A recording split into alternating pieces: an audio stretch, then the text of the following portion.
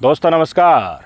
आज चंद्रचूड़ साहब की अदालत में दिल्ली सरकार के द्वारा लगाई गई दोनों याचिकाओं पर सुनवाई हुई और इनकी सुनवाई करते हुए चंद्रचूड़ साहब ने जो कहा वो एक बार फिर से भारतीय जनता पार्टी के होश फाख्ता करने वाला है। दोनों की दोनों याचिका पहले मैं आपको बता देता हूं कि पहले सुप्रीम कोर्ट ने निर्णय दिया था कि जितने भी ट्रांसफ़र और पोस्टिंग को लेकर अधिकार हैं वो दिल्ली की चुनी हुई सरकार के पास होने चाहिए, यानी कि आम आदमी पार्टी की जो सरकार है अरविंद केजरीवाल की उसके पास होने चाहिए। सुप्रीम कोर्ट के ये आदेश आने के बाद आम आदमी पार्टी में काफ़ी खुशी का माहौल था, पर यह खुशी थोड़े दिन तक ही चल पाई क्योंकि 19 मई को केंद्र सरकार एक अध्यादेश लेकर आ गई कि क्लास 1 अफसर के ट्रांसफ़र और पोस्टिंग के जो अधिकार हैं वो एलजी के पास ही होंगे। तो ये निर्णय जो था इसको लेकर आम आदमी पार्टी सुप्रीम कोर्ट में गई। दूसरा, जो दिल्ली बिजली बोर्ड के चेयरमैन को नियुक्त किया जाना है उसमें से आम आदमी पार्टी किसी और को नियुक्त करना चाहती है और एलजी साहब किसी और को नियुक्त करना चाहते थे। तो ये जो ऑर्डिनेंस लाया गया था इस ऑर्डिनेंस के बल पर ही एलजी साहब ने अपने चहेते जज साहब को दिल्ली बिजली बोर्ड का जो है उनको चेयरमैन नियुक्त कर दिया था। उनकी शपथ ग्रहण नहीं हो पाई थी। आम आदमी पार्टी ने उस पर किसी न किसी तरह से रोड़ा अटकाए लगा था। तो ये मामला सुप्रीम कोर्ट में गया था। सुप्रीम कोर्ट ने इसके ऊपर स्टे लगा दिया था कि इसके ऊपर आगे कार्रवाई नहीं होगी। अब सुप्रीम कोर्ट ने इन दोनों की दोनों याचिकाओं पर सुनवाई की है। तो पहली याचिका को लेकर मैं बताना चाहूँगा कि चंद्रचूड़ साहब ने क्या कहा है। तो दिल्ली के लेकर जो ऑर्डिनेंस केंद्र सरकार लेकर आई थी कि जो है ट्रांसफ़र और पोस्टिंग के अधिकार जो है केंद्र सरकार के पास होंगे, यानी कि एलजी के थ्रू उनको रेगुलेट किया जा सकेगा। तो इस पर चंद्रचूड़ साहब काफ़ी नाराज़ दिखे। केंद्र सरकार का, मोदी सरकार का ये फैसला जो ऑर्डिनेंस जो लेकर आए थे कोई खासा चंद्रचूड़ साहब को रास आया नहीं, क्योंकि उन्हीं के द्वारा ही डिसीजन ये दिया गया था कि चुनी हुई सरकार के पास इस तरह के मामले होने चाहिए। सिर्फ 3 मामले हैं जिनको लेकर खुद चंद्रचूड़ साहब ने कहा था कि ये केंद्र सरकार के पास होने चाहिए, बाकी सारे मामले चुनी हुई दिल्ली की सरकार के पास होने चाहिए।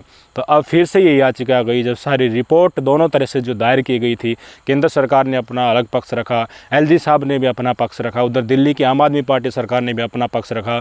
तो तीनों को पढ़ने के बाद जो उनका हाव भाव था, जो उनका वक्तव्य था, उससे साफ झलकता है कि दिल्ली सरकार को लेकर जो केंद्र के द्वारा ऑर्डिनेंस लेकर आया गया है वो कुछ खासा चंद्रचूड़ साहब को रास नहीं आया। उसको देखकर उनमें एक रोष की भावना देखने को मिली। उन्होंने स्पष्ट तौर पर कह दिया कि पहली बार संविधान के आर्टिकल 239 के सेक्शन 7 को बदलकर इस तरह का बदलाव करके ऑर्डिनेंस लाया गया है। ये केंद्र के द्वारा सरासर एक संविधान में बदलाव किया गया है। इसलिए हम इस डिसीजन को, जो मोदी सरकार ने ये निर्णय लिया है, इसको संवैधानिक पीठ को भेजेंगे।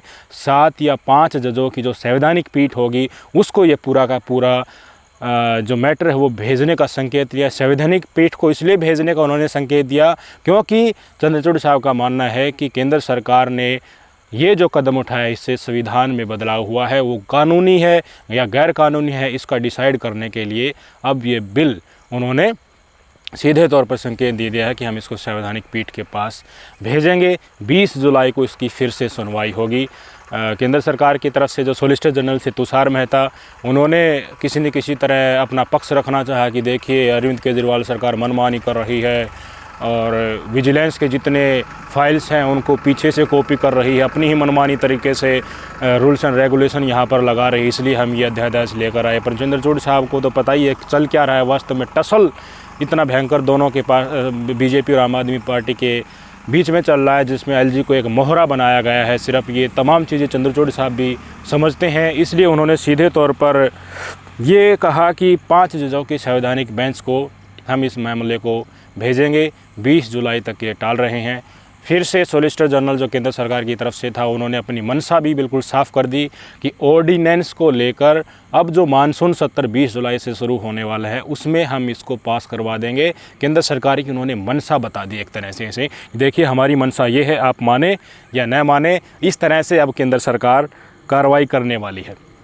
कुछ और ही तरीके से पेश करने वाले हैं ऑर्डिनेंस को। कुछ और ही तरीके से पेश करने का मतलब जिस तरह से आधार कार्ड वाला पेश किया गया था और कृषि कानून पेश किए गए थे, एक तरीका होता है ना कि मनी बिल के तहत इनको पेश कर दो, फिर राज्यसभा में इसकी मोहर की ज़रूरत ही नहीं पड़ेगी, क्योंकि राज्यसभा में तो पूरा विपक्ष लामबंद हो रहा है, वह मुश्किल हो जाएगा पास करवाना। इसलिए जो सॉलिसिटर जनरल है, जो केंद्र सरकार के एज ए वकील सुप्रीम कोर्ट में पेश हुए थे, उन्होंने निर्देश भी एक इम्प्रेशन दे दिया, एक इंडिकेशन दे दिया कि देखिए कुछ अलग ही तरीके से इस बिल को कानून बनाने के लिए भारतीय जनता पार्टी पेश करने वाली है मानसून सत्र में। इसलिए मानसून सत्र तक का सुप्रीम कोर्ट वेट करे, उसके बाद ही डिसीजन ले। वहीं सुप्रीम कोर्ट ने भी कह दिया कि देखिए केंद्र सरकार को भी वेट करना चाहिए, मानसून सत्र में इतनी जल्दबाजी इसको कानून लेकर बनाने को लेकर नहीं करनी चाहिए। और भी थोड़ी बहुत डिटेल उन्होंने मांगी है दोनों पार्टियों की तरफ से, एलजी साहब से भी उनके जवाब मांगे हैं, और इस मैटर को 20 जुलाई को फिर से सुना जाएगा।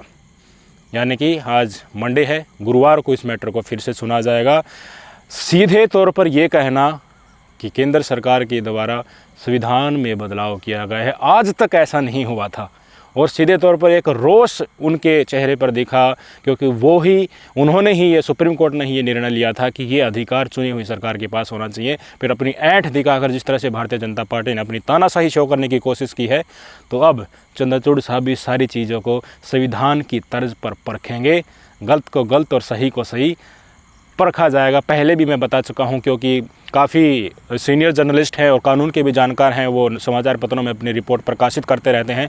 स्पष्ट तौर पर जो केंद्र सरकार के द्वारा जो अध्यादेश लाया गया है, उसमें जो रीजन दिए गए हैं कि किस लिए हम इनको लेकर आए हैं, वो सुप्रीम कोर्ट के द्वारा जो फैसला दिया गया था कि देखिए ये अरविंद केजरीवाल सरकार के हक में है ये ट्रांसफ़र पोस्टिंग का, तो उसके आगे कहीं ना कहीं सुप्रीम कोर्ट की डिसीजन के आगे केंद्र सरकार का अध्यादेश फीका पड़ रहा है, जब संविधान के आगे दोनों को परखा जाए तो। इसलिए अभी वो संवैधानिक फीट के पास जाएगा, तो मोस्टली चांसेस ये बढ़ रहे हैं कि इसमें भी भारतीय जनता पार्टी को, एलजी साहब को जोर का चपेड़ा सुप्रीम कोर्ट से देखने को मिलेगा। तो ये थी पहली याचिका की खबर।